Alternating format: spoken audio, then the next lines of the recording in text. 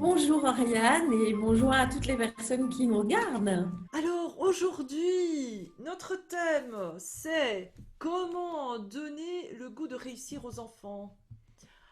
Large thème, et qui va clôturer le mois de septembre qui était dédié à tout ce qui était réussite et succès et cette thématique qui parfois crée pas mal de stress chez les parents parce que la vie met de plus en plus de pression, il faut de plus en plus de diplômes pour pouvoir avoir une place et réussir dans la vie.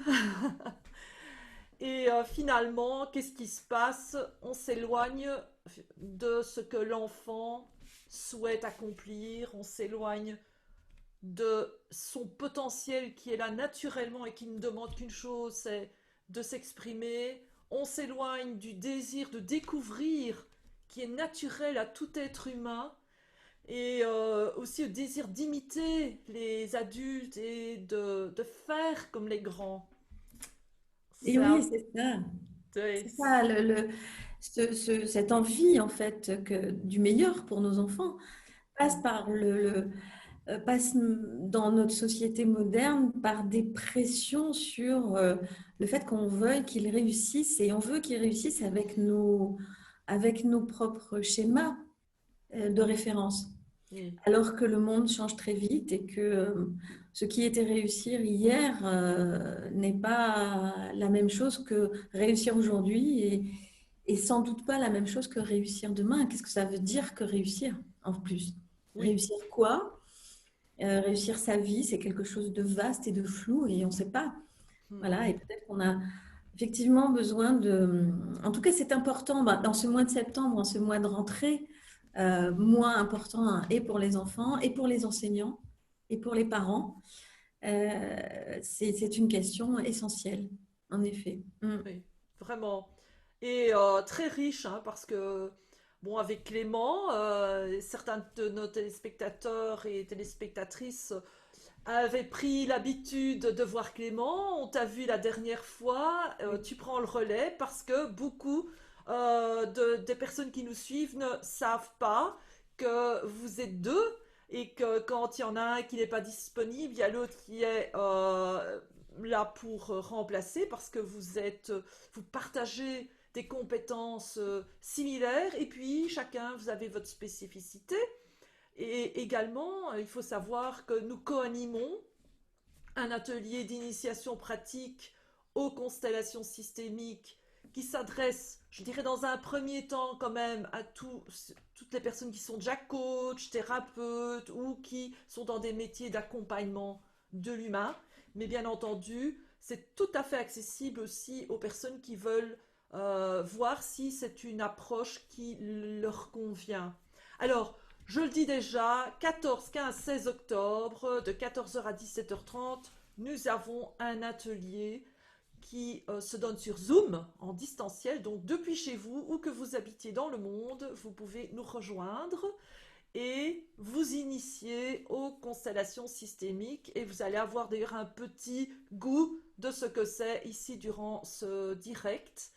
Parce que c'est un peu l'objectif, c'est de faire découvrir aux personnes qu'avec cet outil des constellations familiales et systémiques, on peut accompagner les personnes dans des domaines incroyables qui peuvent aller justement de la réussite dans la vie à l'harmonie relationnelle en couple, à l'harmonie relationnelle avec les enfants, à faire la paix avec son passé, à se libérer des traumas et puis à trouver une bonne place aussi dans la vie. Hein. Tiens, justement, ça me fait penser à réussir. Est-ce que c'est pas parfois simplement être à simplement avoir le sentiment d'être au bon endroit, au bon moment, faisant la chose juste avec les personnes adéquates.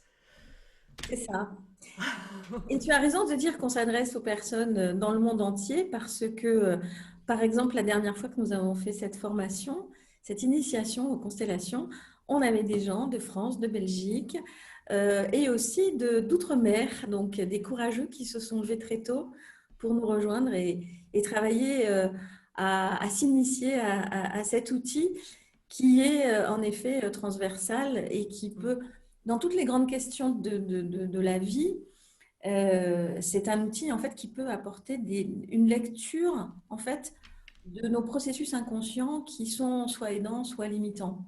Tout à Et au fait. fond, on travaille tous là-dessus de façon différente, mais les constellations le montrent de façon objective et c'est ça qui est Mhm. bluffant à chaque fois.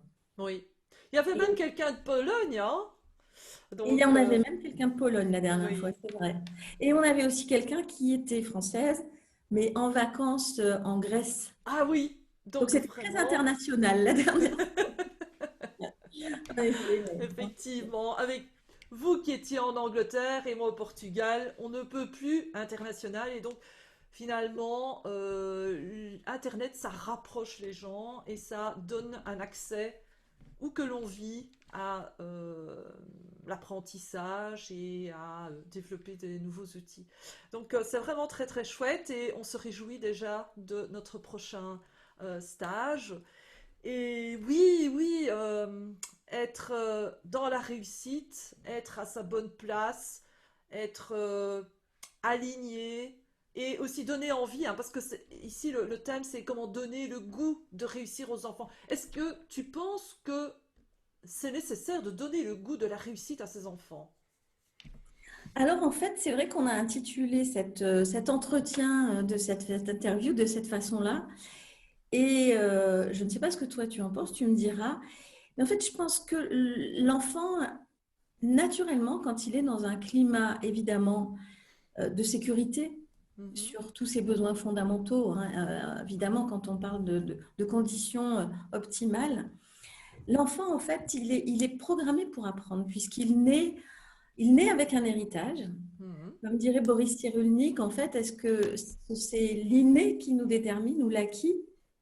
Et en fait, Boris Cyrulnik répond quelque chose de génial à ça. Il dit en fait, c'est 100% d'inné et 100% d'acquis. Parce qu'en fait, on est avec 100% de notre héritage, Mhm. de notre patrimoine génétique et pas que. On est aussi avec tout ce qu'on hérite de nos ancêtres et on va sans doute parler de tout ça beaucoup le mois prochain. Et donc, on est avec 100%. Et en même temps, toutes nos expériences vont nous impacter, vont être déterminantes pour la personne que l'on devient chaque jour. Mhm. Et du coup, c'est aussi 100% d'acquis qui nous détermine. Donc j'aime beaucoup Oui. cette définition hors cadre. Et en effet, je pense que l'enfant, en fait, il naît avec ses 100% d'inné Mhm. et il a 100% d'acquis qui vont venir le nourrir en fait. C'est-à-dire que Mhm. tout est nouveau pour lui, il a tout à apprendre, il est curieux de tout. Et c'est comme ça que tous ces apprentissages fondamentaux se font. Je ne l'ai pas dit, mais je suis psychomotricienne de formation. Donc j'ai beaucoup étudié le développement psychomoteur de l'enfant. Et j'ai pu constater qu'en fait, nos apprentissages fondamentaux sont guidés par la curiosité. Et la curiosité, c'est la base de l'apprentissage. Parce que voilà, l'enfant, pour faire très court, l'enfant, il va marcher parce qu'il va avoir envie de se déplacer pour explorer plus loin. Mhm. Donc, Ah. c'est vraiment la curiosité qui est un moteur. Mhm. Donc, en effet, on n'a pas besoin de façon naturelle et innée, l'enfant se réjouit d'apprendre et de faire des choses nouvelles. Et qu'à Donc, observer un tout petit, hein. ah oui. Donc on devrait plus s'inquiéter, hein, finalement. On devrait Euh, plus s'inquiéter du tout. oui. Et En alors, moi, effet. ce que j'aime bien dire, je le dis d'ailleurs très souvent dans mes formations, nous sommes naturellement des gagnants. Pourquoi?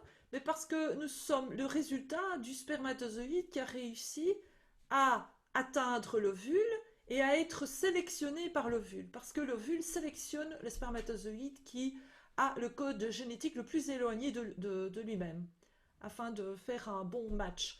Donc, on a tout en nous, nous sommes des purs gagnants, nous sommes les premiers déjà, dès le départ. Donc je me Ça. demande parfois comment ça se fait qu'on émet encore un doute là-dessus. Puisque si Mhm. nous n'étions pas les premiers et si nous n'étions pas les élus, nous ne serions pas ici. C'est ça. Et alors la question qu'on peut se poser, du coup, c'est qu'est-ce qui se passe à un moment donné pour qu'on oublie ça, pour qu'on Hmm. oublie que nous sommes des gagnants, pour qu'on commence à douter de soi, euh, pour qu'on ait peur de se tromper. On en a déjà parlé ensemble Oui. dans la vidéo que tu vas publier dans la semaine. Mhm. Voilà, qu'est-ce qui se passe pour qu'à un moment donné, en fait, cette, cet appétit d'apprendre naturel, cette confiance absolue, parce qu'effectivement, on est gagnant, on est unique, on est.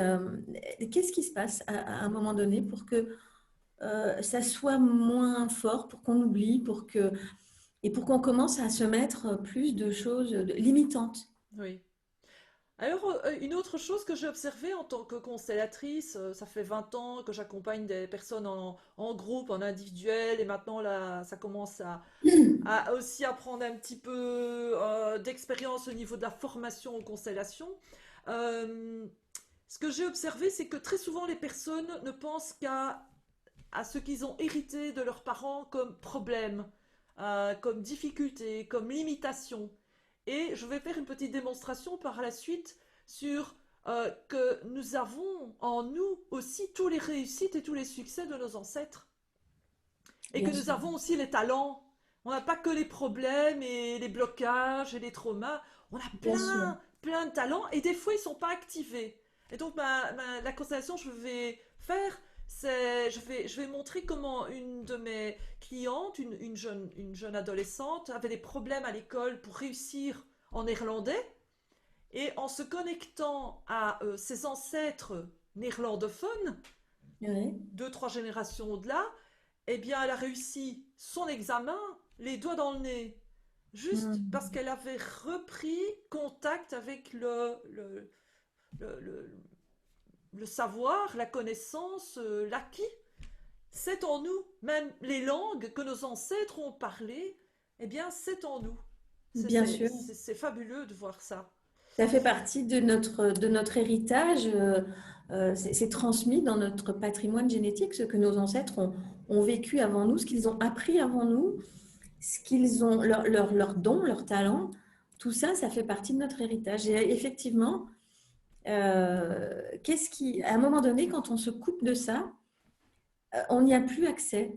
Oui, Et la force finalement de l'accompagnement, c'est de remettre les personnes en contact avec cette source euh, pleine de ressources inestimables tout à fait.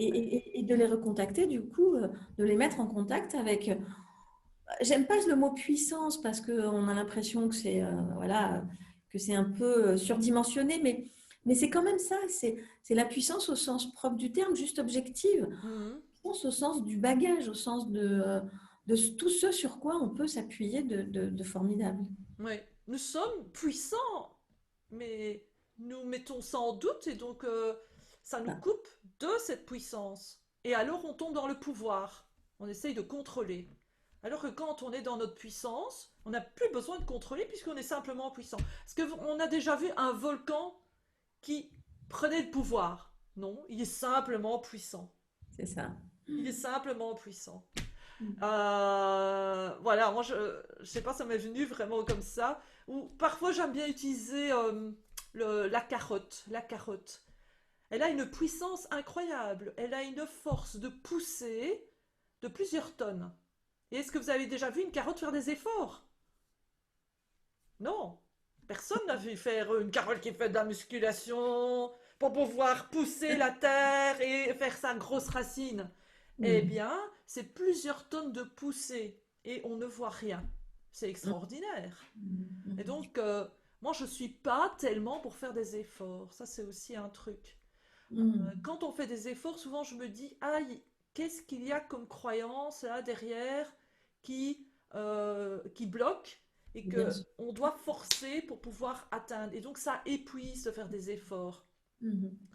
Mais bon, Les métaphores naturelles, comme tu viens de le faire avec la carotte, que tu vois, je ne connaissais pas. Je sais que c'est une passion que vous partagez avec Clément en commun. oui, Cet intérêt pour l'agroforesterie, c'est plus récent chez moi, mais je trouve les métaphores naturelles extraordinaires en fait, parce que dans la nature, voilà, la nature d'une carotte, c'est de pousser. Et donc, elle n'a qu'à être carotte. Ouais, Et oui. elle ne se pose pas de questions, elle ne fait pas de muscu, elle ne fait pas de sport, juste elle pousse. Et c'est formidable. La nature de l'être humain, c'est c'est d'être aussi, Mhm, d'être ce qu'il est. Et mhm, comme on est unique, ben, c'est à chacun de trouver sa voie. mhm, Et à toutes les personnes qui nous entourent de nous accompagner, de trouver la leur oui. déjà, et d'accompagner l'enfant qui est auprès d'eux à trouver la sienne. Et juste à exprimer sa nature. Et Mhm. c'est tout, en fait. Ça paraît simple comme ça. Oui, c'est vrai que ça paraît simple. Ça n'est pas toujours autant parce qu'on se pose des milliers de questions, qu'on a des craintes, etc. C'est ça. Mais il y a des moyens, en tout cas, et je sais que tu vas nous démontrer ça. Il y a des moyens, effectivement, très efficaces, très simples et très rapides. Mhm, Débloquer des verrous qui se sont mis là à cause de mille raisons oui. qui peuvent être liées à des croyances, à des peurs, etc. Et il y a vraiment des façons extrêmement simples. Je l'ai encore vécu avec toi hier et avant ça une autre fois. Et à chaque fois, je mesure l'intérêt en fait de continuer. On Mhm, est tous de toute façon sur notre chemin d'évolution unique. mhm, Et en ça, réussir n'est pas quelque chose qui peut se comparer à qui que ce soit d'autre. mhm, Réussir est une auto-évaluation d'une réponse à une question simple. Est-ce que je me sens bien là où je suis? Et sinon, comment je fais pour me déplacer, me réaligner et pour trouver ma juste place et me sentir bien là où je suis? mhm. Waouh! Bon, ben, moi je pense que nous sommes mûrs pour passer à Je l'étape pense suivante. aussi. Hein, je crois que tous nos téléspectateurs et téléspectatrices n'attendent qu'une chose, c'est que je place la caméra sur le, le champ qui sait. Donc c'est cette feuille, le champ qui sait, c'est là où je vais manifester la constellation. Donc c'est une image 3D d'une situation. Ici, j'ai mis la caméra en priorité sur le champ. Et nous allons prendre quelques petits personnages, des Playmobil. Hein. Donc il y a des personnes qui découvrent peut-être pour la première fois ce direct. Bon, on en a déjà fait quelques-uns avec Clément, aussi avec Nathalie. Et à chaque fois, nous parlons d'un thème et nous présentons les constellations avec des Playmobil. Alors, les constellations, ça a été créé par Bert Hellinger, mais ça a des racines dans plusieurs approches, entre autres la Gestalt, les approches systémiques de Virginia Satir, le psychodrame. Il y a pas mal, je dirais, de racines à cette approche des constellations. Et moi, ce que j'aime bien avec les constellations, c'est que ça permet de se désidentifier d'une problématique, d'une relation, d'une croyance, de n'importe quoi. Et en se désidentifiant, on se sépare de cette croyance, de cette problématique, de cette difficulté. Et nous prenons du recul. Et donc on peut aussi s'en libérer si on n'en a pas besoin. Et donc ici, j'ai eu une jeune fille qui s'appelait Shannon. Et elle est venue pour des problèmes de langue. Elle avait un problème déjà depuis plusieurs années, parce que vous savez, enfin vous ne le savez peut-être pas, mais je suis belge, même si je vis au Portugal. Et en Belgique, nous avons trois langues, dont deux qui sont quand même très importantes, c'est le néerlandais et le français. Et tous les francophones, eh bien, quand ils vont à l'école, doivent apprendre le néerlandais. Et l'autre langue, c'est l'allemand. Donc nous avons aussi trois langues comme les Suisses, trois langues officielles. Alors, Shannon est venue et elle est venue parce que ça commençait à être vraiment un gros problème, cette difficulté de réussir ses examens en néerlandais. Et malgré son nom anglophone, parce qu'en Belgique, on donne souvent des noms anglophones, je ne sais pas pourquoi, c'est peut-être le cinéma. Ou, euh, Shannon eh bien, je lui ai posé des questions sur son histoire familiale. Et en fait, deux générations, donc ses arrière-grands-parents, du côté maternel, étaient flamands. Alors, qu'est-ce que j'ai fait? Je lui ai d'abord demandé de représenter le néerlandais. Et donc, elle a représenté le néerlandais par un petit personnage. Et donc, elle l'a pas mis tout à fait en face d'elle, mais quand même, il est dans son champ de vision. Et, euh, et puis après, je lui ai demandé de représenter ses arrière-grands-parents maternels, donc les parents de sa maman, qui étaient néerlandais.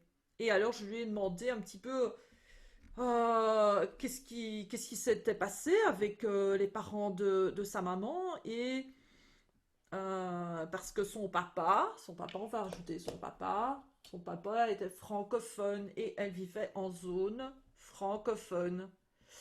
Et on va mettre sa maman, voilà. Donc ses parents. Et finalement, ce qui s'est passé, c'est que les grands-parents étaient, euh, étaient décédés. Donc il n'y avait plus de contact. Et avec la famille néerlandophone, eh bien, parce que vous savez, en Belgique, c'est un tout petit pays, mais ça peut paraître bizarre. Faire 100 kilomètres, c'est un peu comme si on partait au bout du monde.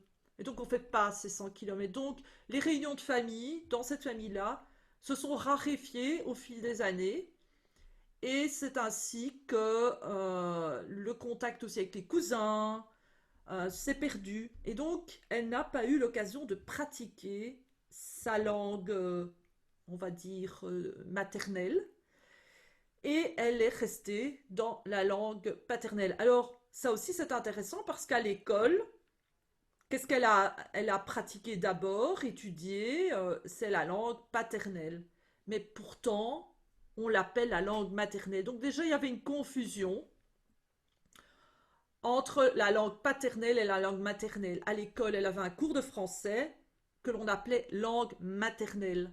Alors, je lui ai demandé de se placer de façon à regarder son papa, sa maman, et de dire, toi, papa, ta langue, c'est le français, et toi, maman, ta langue, quand tu étais petite, c'était le flamand. Et déjà là, il y a eu quelque chose qui s'est passé. Elle a pu se rendre compte que elle étudiait à l'école la langue maternelle qui n'était pas la langue maternelle, c'était sa langue paternelle. Et en regardant le néerlandais, elle lui a dit, je lui ai proposé de dire, tu représentes la langue maternelle. Bien que le néerlandais, ce n'est pas le flamand. Et donc, nous allons mettre un autre petit personnage juste à côté qui représente le flamand, vraiment le flamand. Et ça, c'est le néerlandais, qui est une langue très proche, mais quand même, il y a des petites différences. Et on va aussi représenter le français. Voilà, voilà, voilà. Et donc, vous voyez déjà comme ça se complexifie ce système. Et puis, je lui ai demandé de regarder vers le flamand et de dire, toi, tu es vraiment ma langue maternelle. Et toi, français, tu es ma langue paternelle. Et déjà là, il y a eu quelque chose qui s'est passé en elle. Comme, vous savez, un peu,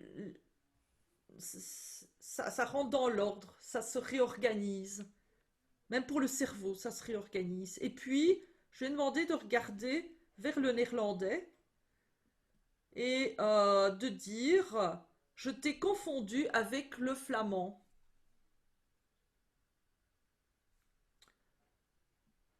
Et ça aussi, ça a permis de clarifier les choses parce que cette difficulté à intégrer le néerlandais était associé à une confusion entre langue paternelle, langue maternelle, et aussi entre le flamand et le néerlandais. Parce que nous, dans notre pays, le néerlandais, ça vient de la Hollande. Et la Hollande, c'était un pays ennemi de la Belgique. Ou en tout cas, il était considéré comme un ennemi, surtout pour les Flamands. Et puis, je lui ai demandé de regarder vers ses grands-parents, qui eux ne parlaient pas le néerlandais, mais ils parlaient le flamand. Et là, je lui ai proposé de dire, je suis votre petite fille et vous, vous êtes mes grands-parents.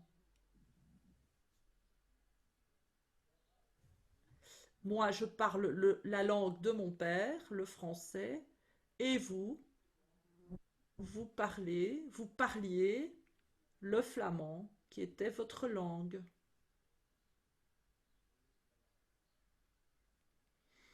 Et puis après, je lui ai demandé de reprendre une nouvelle place. Elle a repris sa place avec ses parents. Je lui ai demandé si elle avait envie de changer quelque chose et elle a proposé de mettre les parents de sa maman derrière sa maman. Et là, sur le coup, qu'est-ce qui s'est passé? Elle s'est sentie plus forte. Et elle a pu dire, je suis bilingue, même si je ne parle pas couramment le flamand, je suis bilingue. C'était une façon de se réapproprier aussi l'histoire linguistique de sa famille. Et à ce moment-là, je l'ai invité à regarder à nouveau vers le néerlandais, représenté ici. Et elle m'a dit qu'elle se sentait plus ouverte vis-à-vis du néerlandais.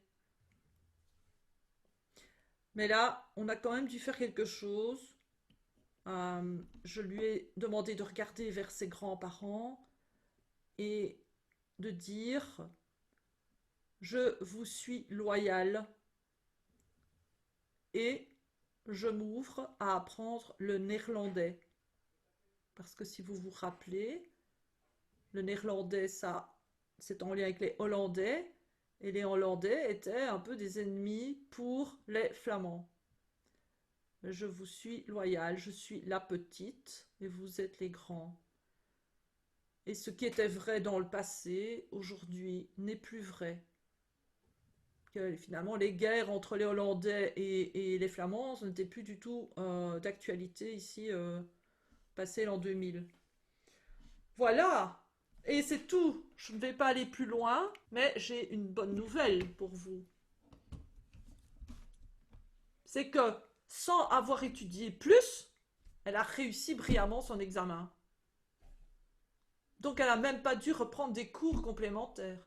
Le fait Mhm. d'avoir reclarifié toutes ces zones au niveau neurologique et d'avoir repris une place dans une lignée qui avait parlé le flamand et d'avoir aussi euh, redonné sa loyauté sans spécialement être bloqué par cette loyauté, mais en s'ouvrant à de nouveaux possibles, parce que ce qui était vrai dans le passé n'est plus vrai aujourd'hui. Et donc, elle pouvait s'ouvrir au néerlandais et elle bénéficiait finalement aussi de tout cet acquis qui est dans notre ADN, dans son ADN. Elle avait quelque part des facilités pour apprendre le néerlandais parce que c'est une langue cousine du flamand. Voilà, voilà. J'espère que ça inspirera parmi vous certains téléspectateurs, certaines téléspectatrices et de ne plus se bloquer avec les langues, mais d'aller reconnecter tout ce qu'il y a comme histoire dans la famille, parce que très souvent, ce n'est pas anodin que l'on est attiré par une langue ou qu'on est bloqué par une langue. Mhm. Oui, ou par extension, avec n'importe quel autre type d'apprentissage. En tout cas, merci de ce bel exemple tellement flagrant. Euh, et Je ne sais pas si tu l'as fait exprès, mais les personnages que tu as choisis n'étaient pas tout à fait identiques pour représenter les personnes Mhm. de ceux qui représentaient les langues. Et en effet, rien que ça, le fait de matérialiser les choses, en fait, euh, fait apparaître Mhm. leur sens, fait apparaître. Voilà, en fait, les personnages sont plutôt dans les jaunes. Mhm. À la limite, il y a que la jeune fille, Shannon, qui Mhm. est à la fois rouge et jaune, donc est un Mhm. personnage, et on est en train de parler des langues. Enfin, Elle avait les deux couleurs. il avait Mais les deux en fait, je couleurs. vais dire, hein, je n'ai pas réfléchi. Mais je m'en doute, mais je m'en doute, et c'est pour ça que c'est encore plus bluffant. C'est que même sans l'avoir décidé à l'avance, euh, dans la matière, en fait, les choses sont imprimées, Mhm.